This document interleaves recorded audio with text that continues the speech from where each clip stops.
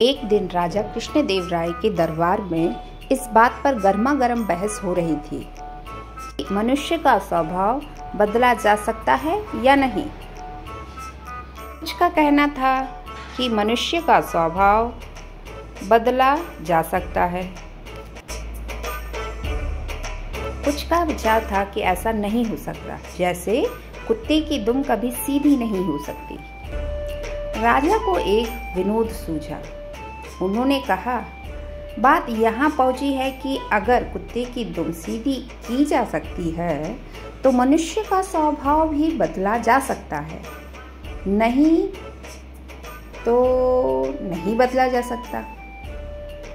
राजा ने फिर विनोद को आगे बढ़ाते हुए सोचा और बोले, ठीक है, आप लोग यह प्रयत्न करके देखिए।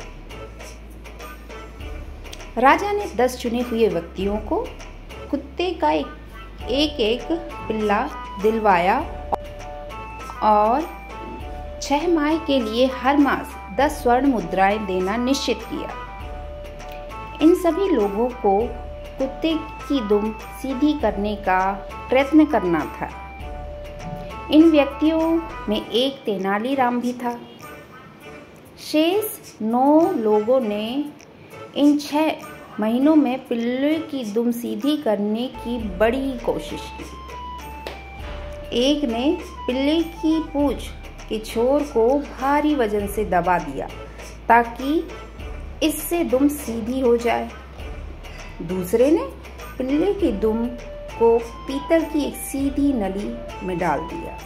तीसरे ने अपने पिल्ले की पूंछ सीधी करने के लिए हर रोज पूंछ की मालिश करवाई। छठे सज्जन कहीं से किसी तांत्रिक को पकड़ लाए जो कोई तरह से ऊट पटांग वाक्य बोलकर और मंत्र पढ़कर इस काम को करने के प्रयत्न में जुटा रहा। 7वें सज्जन ने अपने पिल्ले की शल्य चिकित्सा यानी ऑपरेशन करवाया। 8वां व्यक्ति पिल्ले को सामने बिठाकर 6 मास तक प्रतिदिन उसे भाषण देता और बोला कि पूंछ सीधी रखा करो भाई, सीधी रखो। 9वां व्यक्ति पिल्ले को मिठाइयाँ खिलाता। 9वां व्यक्ति पिल्ले को मिठाइयाँ खिलाता रहा कि शायद इससे यह मान जाए और अपनी सीधी पूंछ रख ले। पर तेनालीराम पिल्ले को इतना ही खिलाता था जितने से वह जीवित रहे। उसकी पूंछ भी बेजान सी लटक गई, जो देखने में सीधी ही जान पड़ती थी। 6 मास बीत जाने पर राजा ने 10 पिल्लों को दरबार में उपस्थित करने का आदेश दिया। 9 व्यक्तियों ने हट्टे कट्टे और स्वस्थ पिल्ले पेश किए।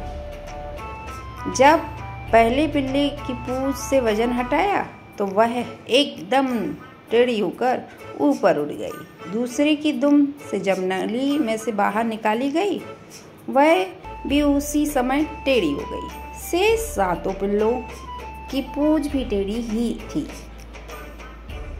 तेनालीराम ने अपना अधमरा सा पिल्ला राजा के सामने कर दिया।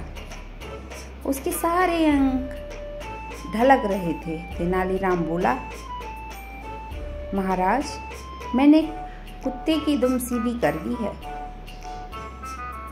राजा क्रोध से चिल्लाते हुए बोले, दुष्ट कहीं के, बेचारे निरीह पशु पर तुम्हें दया भी नहीं आई। तुमने तो इसे भूखा ही मार डाला। इसमें तो पूंछ हिलाने जितनी शक्ति भी नहीं है।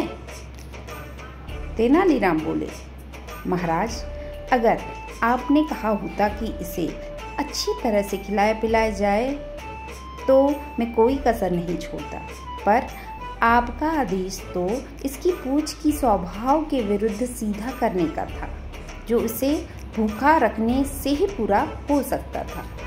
बिल्कुल ऐसे ही मनुष्य का स्वभाव भी असल में बदलता नहीं है। हाँ, आप उसे काल कोठरी में बंद करके उसे भूखा रखकर उसका स्वभाव मुर्दा बना सकते हैं।